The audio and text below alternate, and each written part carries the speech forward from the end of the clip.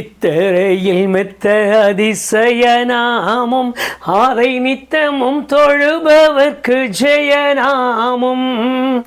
இத்தரையில் மெத்த அதிசயநாமம் அதை நித்தமும் தொழுபவர்க்கு ஜெயநாமம். இயேசுவின் நாமமே திருநாமம், முழு இருதயத்தால் தொழுவோம் நாமம். இயேசுவின் நாமமே திருநாமம், முழு இருதயத்தால் தொழுவோம் நாமம். இயேசுவின் நாமமே திருநாமம், முழு இருதயத்தால் தொழுவோம் நாமம். ஆண்டவராகிய இயேசு கிறிஸ்துவின் இணையற்ற நாமத்தினாலே தேவ சமூகத்தில் சேர்வதற்கு கர்த்தர் கொடுத்த பெரிய கிருபைக்காக நான் மறுபடியும் ஆண்டவருடைய சமூகத்தில் அவரிடத்திலே சேர்ந்து ஆயிரம் கோடி துதிகளை செலுத்துகிறேன். என்னோடு கூட தேவனுடைய நாமத்தை கனமனமும் மகிமைப்படுத்தவும் உண்மையாகவே அவருடைய வேத காரியங்களை அறிந்து அதற்கேற்றது போல நம்முடைய இருதயங்களை சீர்படுத்தி ஸ்திரப்படுத்தத்தக்கதாக ஆவியானவர் தாமே உங்களுக்கும் உங்களுடைய ஒவ்வொரு அனுபவத்திலும் கிரியை செய்வாராக. நான் இன்றைக்கு வேத வசனத்திலிருந்து உபாகமம் 31 அதிகாரம் 6 வசனத்தையும் 7 வசனத்தையும் நம்முடைய நினைவிலே கொண்டு வருவோம். எழுதின அந்த வேத வசனத்தை ஒற்று கவனிப்பீர்களானால், அருமையான கர்த்தருடைய மனுஷனாகிய மோசே தன்னுடைய மரண காலம் சமீபித்திருக்கிறது என்று தேவனாலே அறிவிக்கப்பட்ட பின்பு கர்த்தருடைய வாயிலிருந்து வந்த வார்த்தையை கேட்டு அதன்படியே தனக்கு பின் இஸ்ரவேலை வழி நடத்தி செல்லவும் இஸ்ரவேலுக்கு தேசத்தை பங்கிட்டு கொடுக்கவும் யோசுவா என்கிற கர்த்தருடைய மனுஷனை அவர் அதற்கென்று நியமித்ததை நாம் அறிவோம்.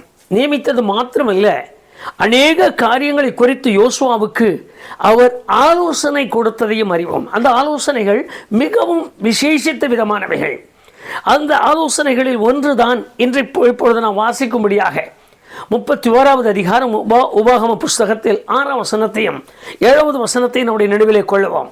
அங்கு எழுதின அந்த வேத வசனத்தினுடைய தன்மையை கவனித்து பாருங்கள். அவர் எழுதின வார்த்தை யோசுவாவுக்கு ஆலோசனையாகவும் திடச்சாட்சியாகவும் பிரமாணமாகவும் அவர் விரும்புகிற அளவிற்கு, அவர் விசுவாசத்தில் வளர்கிற அளவிற்கு எவ்வளவு சொல்லிக் கொடுக்க வேண்டுமோ அவ்வளவு சொல்லிக் கொடுக்கிறார்.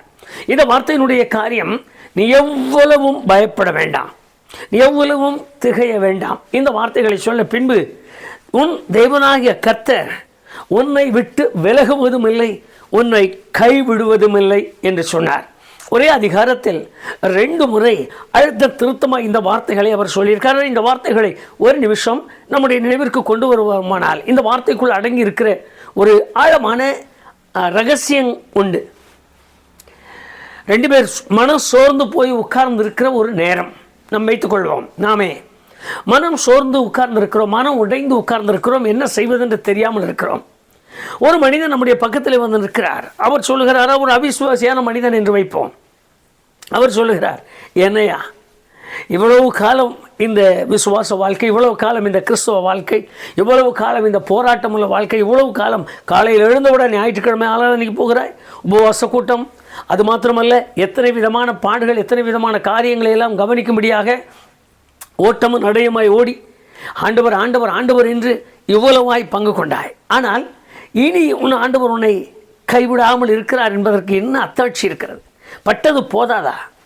இதுவரைக்கும் பட்ட பாடுகள், இதுவரைக்கும் அனுபவித்த வேதனைகள், இதுவரைக்கும் அனுபவித்த துன்பங்கள், இதுவரைக்கும் அடுக்கடுக்காய் உன்னையும் உன் குடும்பத்தையும் உன் பிள்ளைகளையும் சூழ்ந்து கொண்டே வந்து கொண்டிருக்கிற மன பாரமான காரியங்கள் எல்லாம் இன்னும் எத்தனை நாட்களுக்கு? பேசாமல் விட்டு வெளியே வந்துவிட, ஏன் இவ்வளவு பாடுபடுகிறாய்? இப்படி சொல்லி கொண்டிருக்கிற ஒரு நேரமாக அப்படி நம்முடைய சிந்தனைக்கு கொண்டு வாருங்கள். இன்னொருவர் பக்கத்தில் வருகிறார்.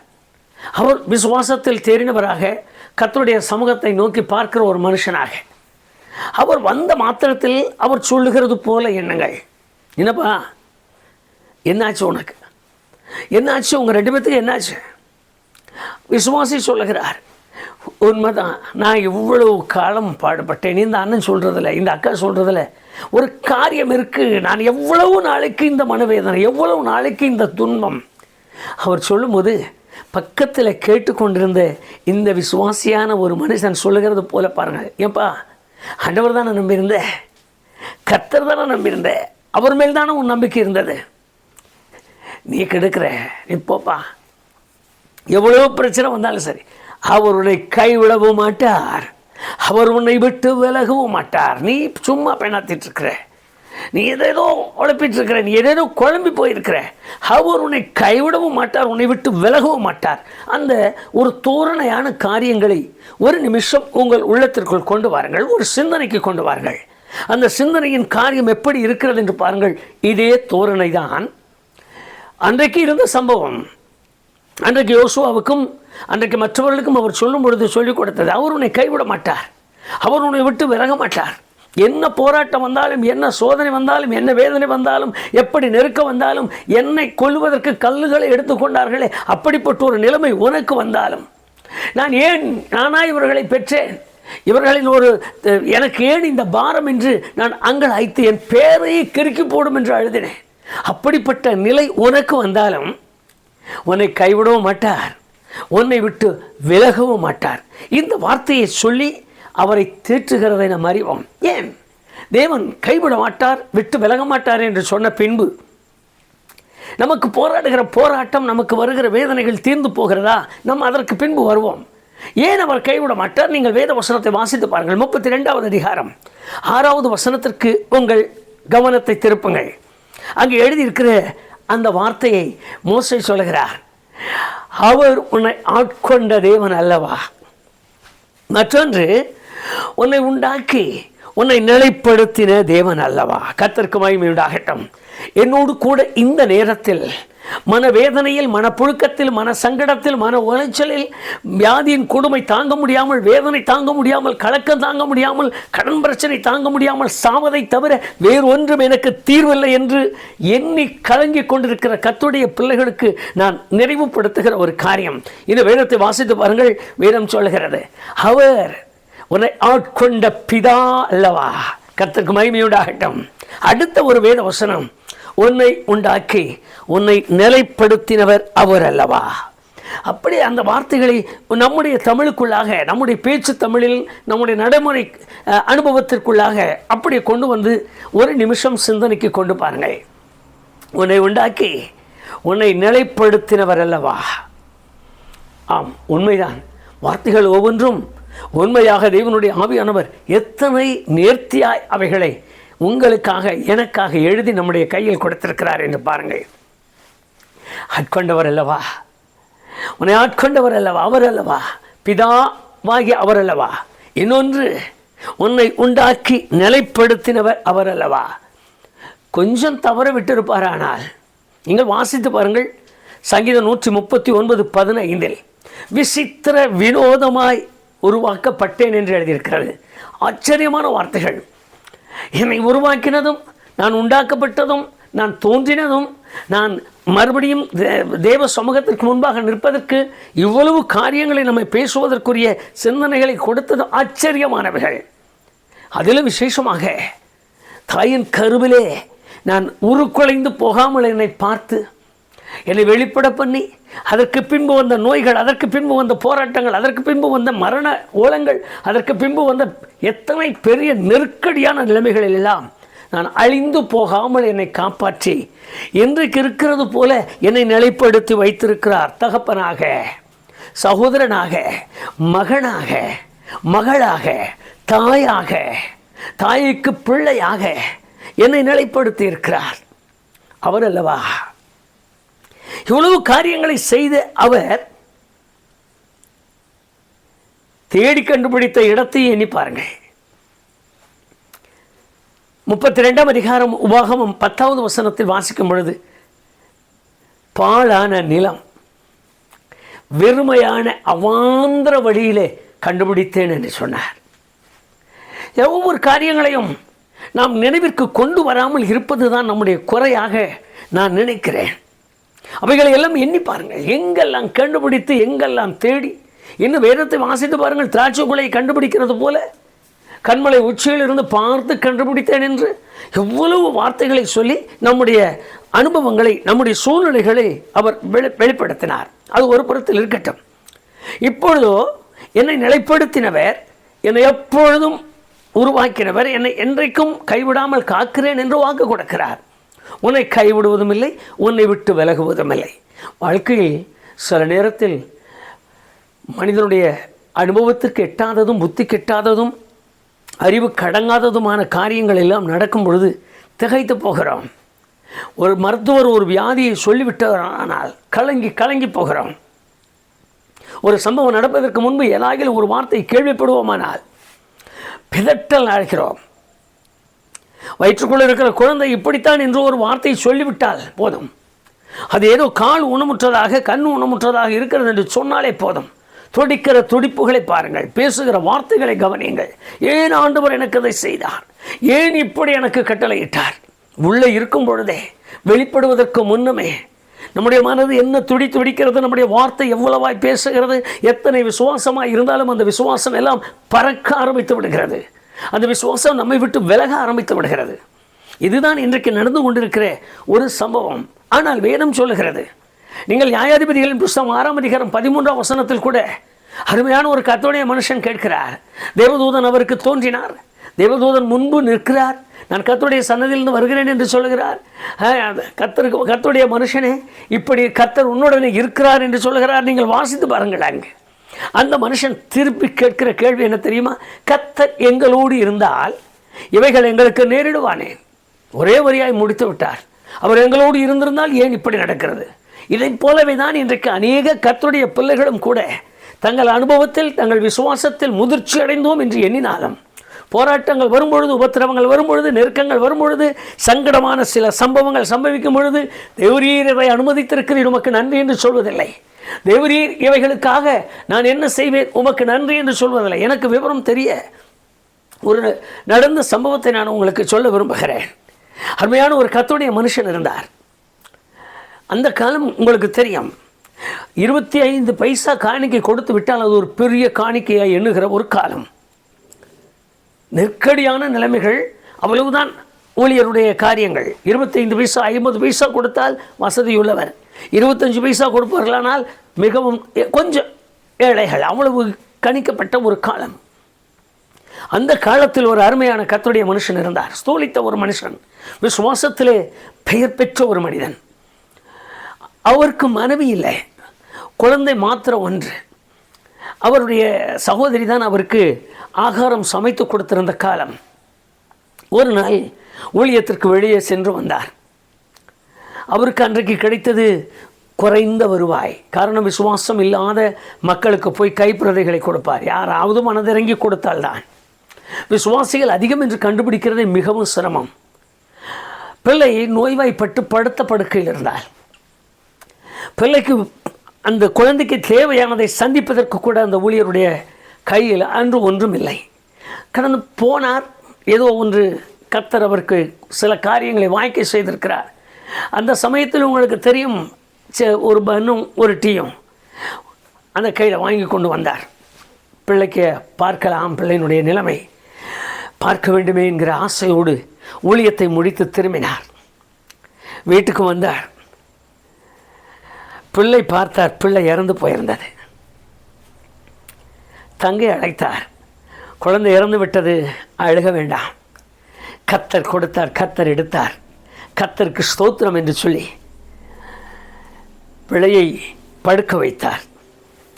முழங்காலில் நின்று அவர் அழுதார் என்று நான் சொல்லுவதற்கே இல்லை, கண்ணீர் விட்டார் என்று சொல்லுவதற்கில்லை.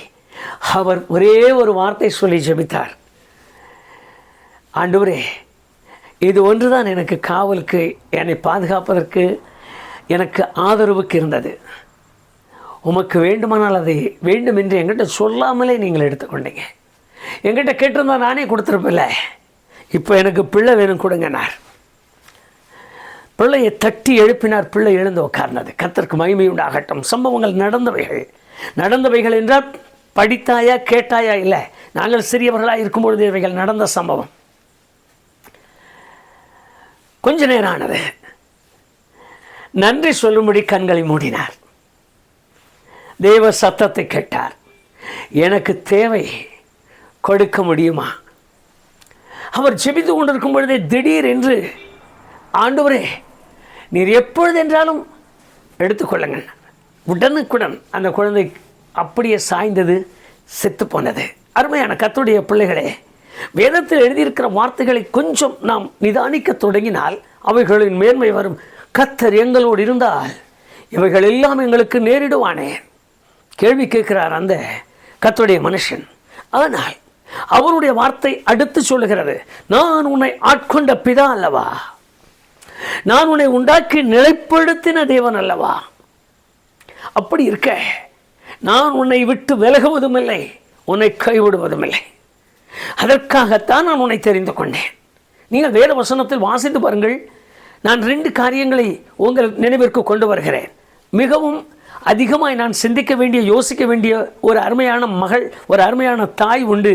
அது இயேசுவின் தாயாகிய மரியாள். கர்ப்பவதியானால், திருமணத்திற்கு முன்பு கர்ப்பவதியானால் கதி என்ன? நமக்கு வேதம் வாசிக்கிற நமக்கு தெரியும், நியாயப்பிரமாணத்தை அறிந்திருக்கிற நமக்கு தெரியும், அந்த தேசத்து சட்டத்தை நாம் அறிவோம்.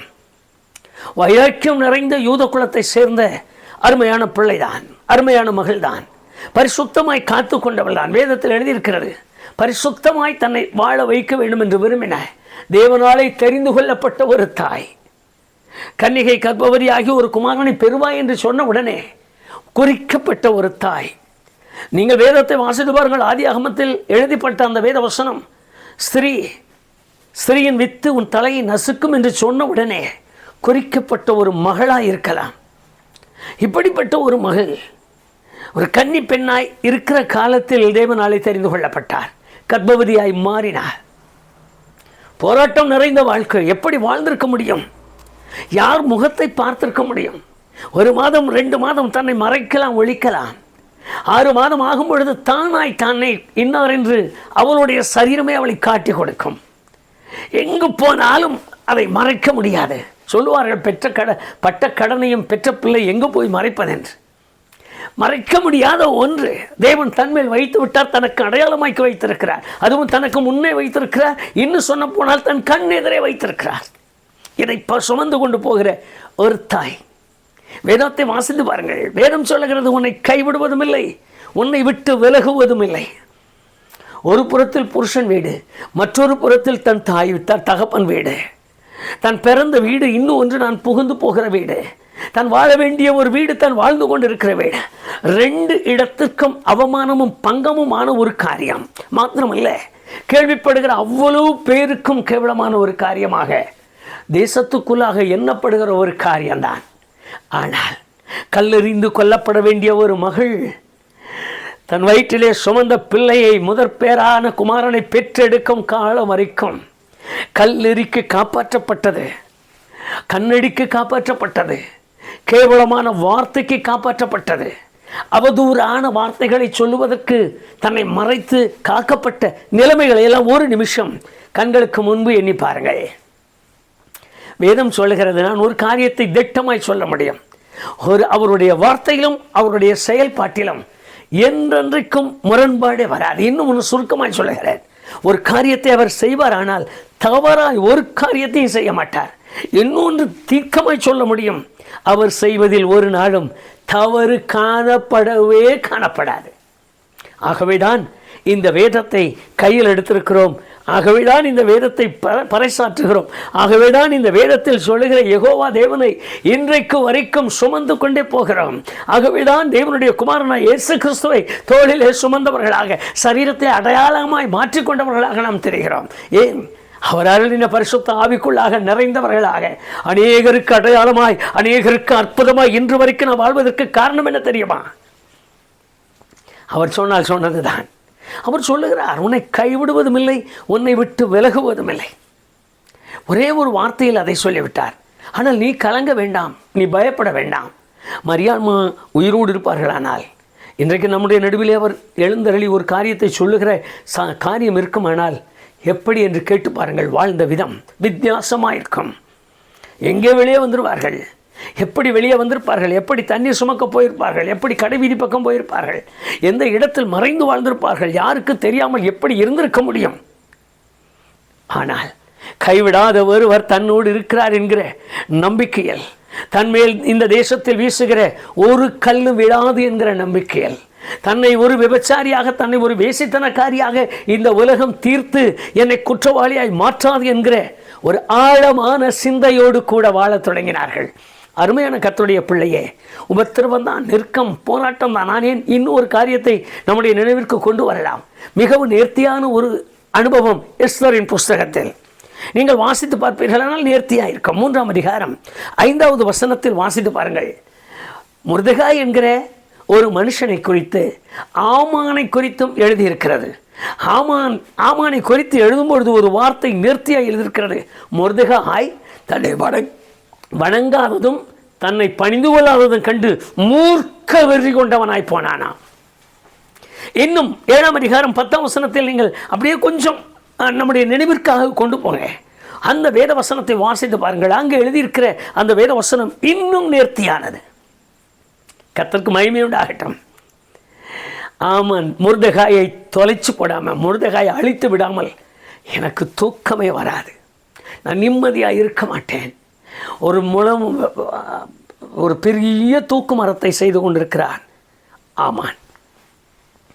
பார்க்கிறவர்கள் எல்லாம் வந்து சொல்லுகிறார்கள், மொர்தெகாய் உனக்காக ஒரு பெரிய தூக்கு மரம் ஆயத்தமாக இருக்கு, அதில் தான் நீ தொங்க போகிற, உலகமே பார்க்க போகுது, ஊரே பார்க்க போகுது, எல்லாத்துக்கும் முன்னே நீ தொங்குதான் தான் அடங்குவேன், எல்லாத்துக்கும் முன்னால் நீ தூக்கில் போக போகிற, எல்லாருக்கும் முன்னால் அங்கே போய் பார், காலை நட்டுட்டான், நில பூஜை போட்டுட்டான், பந்தக்காலை வச்சுட்டான், பாலக்கால் நட்டு வச்சுட்டான், என்னென்ன சொல்லியிருப்பாங்க. நம்ம வழக்கத்தின்படி நான் பேசிகிட்டு இருக்கேன். நடத்தியாச்சு. ஆமானுடைய காரியத்தை போய் பார். ஆமான் அடுத்த ஒரு தூண். ஆமான் கிட்ட வேலை செய்கிற ஆட்கள் பெரிய பெரிய பத்திரமா தூக்கி போகிறாங்க. காதலை கேட்டு கொண்டு இருக்கிறார், அவ்வளவுதான். கண்ணனை பார்த்து கொண்டு இருக்கிறாரோ, போய் பார்த்தாரோ தெரியவில்லை. ஆமானை குறித்து, மொர்தெகாயை குறித்து எழுதப்படவில்லை. ஆனால் நடந்த சம்பவம் என்ன? வேதம் சொல்கிறது, நான் உன்னை கைவிடுவதும் இல்லை, உன்னை விட்டு விலகுவதும் இல்லை. மொர்தெகாய் உட்கார்ந்தார்.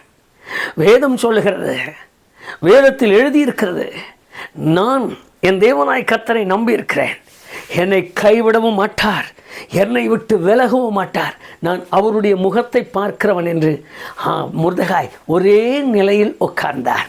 ரெட்டொடுத்தினார், உட்கார்ந்தார். நான் தேவ பாதத்தை விட்டு நகர மாட்டேன், இந்த பாதம் எனக்கு தஞ்சமாக இருக்க வரைக்கும் யார் என்னை தூக்கி விடுவான், யார் என்னை தொட்டு விடுவான், எது என்னை தொட்டுவிடும், எது என் மேல் போராட்டமாய் வந்து நிற்கும் என்கிற ஆழமான நம்பிக்கைக்கு தன்னை முற்றிலுமாய் விட்டு கொடுத்தார்.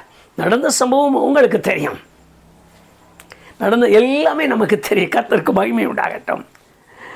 எந்த இடத்தில், எந்த சூழ்நிலையில் எப்படி போட வேண்டும் என்று தீர்மானித்தானோ அதே போல, அதே நிலையில் தூக்கு மரம் செய்தவனே தூக்கில் தொங்கிக் கொண்டிருக்கிறான். அவருக்கு மகிமை உண்டாகட்டும். என்னை கேட்டுக்கொண்டிருக்கிறேன் அன்பு சகோதர சகோதரி, தேவனுடைய காரியம் என்று சொல்வது சாதாரணம் அல்ல. நாம் மற்ற காரியங்களை யோசிக்கிறது போல, சிந்திக்கிறது போல நாம் சிந்திப்பதற்கும் பேசுவதற்கும் உரிய காரியங்கள் அல்ல. இவைகள் எல்லாம் உன்னதமான தேவனுடைய கரத்திலிருந்து நமக்கு கிடைக்கிற பாக்கியமானவைகள். யாருக்கும் இல்லாத பாக்கியம் நம்மை தெரிந்து கொண்டார். எதற்காக? என்னை கைவிடாமலும் என்னை விட்டு விலகாமலும் என்னோடு இரவு பகலாய் தங்கியிருக்கும்படி. மாத்திரமல்ல, என்னை கைவிடாமலும் என்னை விட்டு விலகாமலும் மற்றவனுக்கு முன்பாக என்னை சாட்சியாய் நிறுத்தும்படி. இன்னும் சுருக்கமாய் சொல்லுகிறேன், என்னை கைவிடாமலும் என்னை விட்டு விலகாமலும் இருப்பதற்கு ஒரே ஒரு காரணம், நான் இன்னும் அவருடைய நாமத்தை துதித்து கொண்டே இருக்கும்படியாக. இப்படிப்பட்ட மேன்மையான பாக்கியமுள்ள காரியங்கள் இன்றைக்கு நமக்காக வைக்கப்பட்டிருக்கிறது என்பதை மறக்க வேண்டாம். போராட்டங்கள் அவசியம் வரலாம், துன்பங்கள் வரலாம், இக்கட்டு வரலாம். அடுத்தடுத்து நான் என்ன செய்வதென்று தெரியாமல் தவிக்கிற ஒரு சூழ்நிலை. ஒரு புறத்தில் கடன், ஒரு புறத்தில் பிள்ளைகளுடைய நோய், ஒரு புறத்தில் புருஷனுடைய மனவேதனை, இன்னொரு புறத்தில் மனைவியினுடைய நோய் தாக்கம், இன்னொரு புறத்தில் எனக்கு வந்திருக்கிற இந்த குறிப்பிட்ட நோயிலிருந்து எனக்கு விடுதலை இல்லாத நிலை, இன்னொரு இடத்தில் என்னால் எதுவுமே செய்ய முடியாது, நான் ஏன் வாழ வேண்டும் என்கிற அவலமான நிலை. சோர்ந்து போகாது என் அருமை சகோதர சகோதரியே. நீ ஆண்டவரை நம்பி இருக்கிறது உண்மையானால் சற்றும் கலங்க வேண்டாம். அவருடைய முகத்தை மாத்திரம் பாருங்கள். ஆண்டவரை சொன்ன வாக்கு தத்தங்களை ஒரே ஒரு முறை நினைத்தரலாம். என்னை பாழான நிலத்திலிருந்து தேடினது எதற்காக? என்னை வெறுமையான அவ்வாந்திர வெளியிலிருந்து தேடி எடுத்தது எதற்காக? இன்னும் வேதம் சொல்கிறதையா, என்னை ஆட்கொண்டவர் நீர் அல்லவா, என்னை உண்டாக்கி நிலைப்படுத்தினவர் நீர் அல்லவா? அப்படி இருக்க என் போராட்டத்திலிருந்து எனக்கு விடுதலை தாரும். நான் உமது நாமத்தை கனமனவும் மகிமைப்படுத்தவும் எனக்கு வேண்டிய கிருபைகளை கட்டளையிடும் என்று சொல்லுகிற ஒரு ஆழமான அனுபவத்தோடு கூட அருமையான கர்த்தருடைய பிள்ளையே, தெய்வ முகத்தை பார்க்கலாமா? அந்த முகம் நமக்கு ஆறுதல் தருகிறதாய், அந்த முகம் நம்மை தேற்றுகிறதா இருக்கட்டும். என்ன நடந்தாலும் சரி, என்ன நேர்ந்தாலும் சரி, எத்தனை போராட்டங்களை சந்திக்க வேண்டியதானாலும் சரி, எவ்வளவு இழப்புகளை சந்திக்கிறதானாலும் சரி, எப்படிப்பட்ட நிலையில் வெறுமை, ஒன்றுமில்லை, அனாதி, கைவிடப்பட்டேன், திக்கற்றவரானேன், இனி எனக்கு ஆதரவில்லை, எல்லாம் என்னை விட்டு போய்விட்டார்கள், நான் எப்படி வாழ்வேன், எப்படி இருப்பேன், நான் எதற்காக வாழ வேண்டும், எதற்காக இருக்க வேண்டும், எனக்கு என்ன வழி, இவைகளெல்லாம் கேள்வி மேல் கேள்வி நம்முடைய உள்ளத்தில் தோன்றிக்கொண்டே இருக்கலாம்.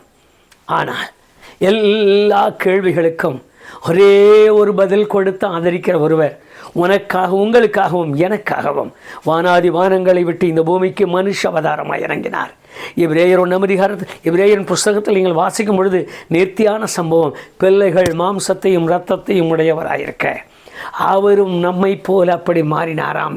எதற்காக என்றால், என்னோடு கூட உங்களோடு கூட இசைந்து நின்று இவைகளிலிருந்து விடுவிக்கும்படியாக, இவைகளிலிருந்து மாற்றி அமைக்கும்படியாக. அருமையான கர்த்தருடைய பிள்ளைகள், நமக்கு முன்னே சென்ற பரிசுத்தவான்களை நினைவு கூர்ந்து அவருடைய முகத்தை பார்க்கலாம். கண்களை மூடி அவர் கையில் ஒப்பு கொடுக்கலாமா? நல்ல பிதாவே, உமது முகத்தை பார்க்கும்படி எங்களுக்கு தந்த பெரிய கிருபைக்காக உமக்கு நன்றி சொல்கிறோம். உம்முடைய அளவற்ற கிருபையினால் கொஞ்ச நேரம் நாங்கள் வேத வசனத்தை கவனித்தோம். உன்னை விட்டு விலகுவதும் இல்லை, உன்னை கைவிடுவதும் இல்லை என்று எங்கள் பிதாக்களுக்கு நீர் கொடுத்த வாக்கு தத்தங்கள் எங்களுக்கு உரிமையாய் நாங்கள் எடுத்துக்கொண்டோம். அது எங்களுக்காக நீர் கொடுத்தீர் என்று நாங்கள் விசுவாசிக்கிறோம். அன்றைக்கு அப்படிப்பட்ட மகனோடு கூட நீர் நின்று நடந்து கைவிடாதவராய், விட்டு விலகாதவராய், அற்புதங்களை செய்கிறவராய், அதிசயங்களை செய்கிறவராய், மகத்துவமுள்ள கிருபைகளை நடப்பிக்கிறவராய் நீர் உம்மை இன்னார் என்று காண்பித்தது போல ஆண்டவரே, என்னோடு கூட துக்கத்திலும், சோர்விலும், பலவீனத்திலும், சங்கடத்திலும், மனபாரத்திலும், வியாதியிலும், ஆண்டவர் விடுவிக்க முடியாத சூழ்நிலையிலும் யாரெல்லாம் கண் கலங்கி நிற்கிறார்களோ, யாரெல்லாம் கண்களில் நீர் வடியாவிட்டாலும் உள்ளத்தில் நீர் வடித்தவர்களாக ஏன் எனக்கு இந்த போராட்டம் என்று கண் கலங்கி நிற்கிறார்களோ, ஒவ்வொருவர் மேலும் இரக்கம் வைப்பீராக. வேதம் சொல்லுகிற இந்த வாக்குறுதிகளை அவருடைய வாழ்க்கையில் நீர் எழுதி வையும்.